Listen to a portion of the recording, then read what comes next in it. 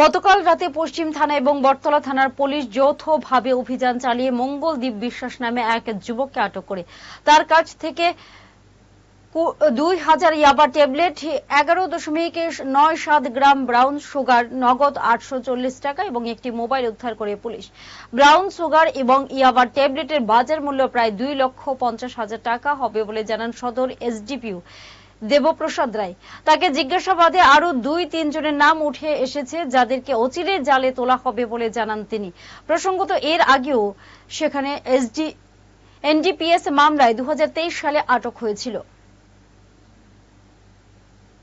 গতকালকে পশ্চিম থানার ওসি পরিতোষ দাস এবং বটতলা থানার ওসি শুভজিৎ দেবের নেতৃত্বে একটা টিম তৈরি করা হয় এবং রেড করা হয় এবং যথারীতি মঙ্গলদীপকে সদরবাজার থেকে অ্যারেস্ট করা হয়।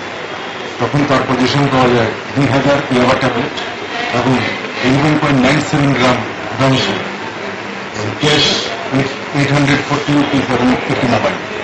তো এর আগেও মঙ্গলদীপ অ্যারেস্ট হয়েছে 2023-তে এনডিপিএস অ্যাক্টে। ওর কেসটা এখন কোর্টে ট্রায়াল চলছে।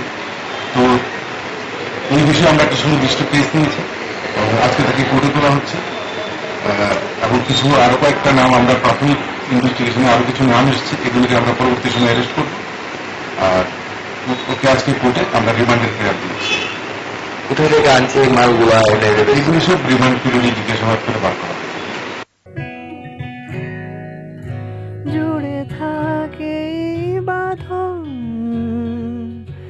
আপনার চেয়েও আপন, জুড়ে থাকে বাঁধন আপনার চেয়েও আপন, আপনার চেয়েও আপন। স্বর্ণ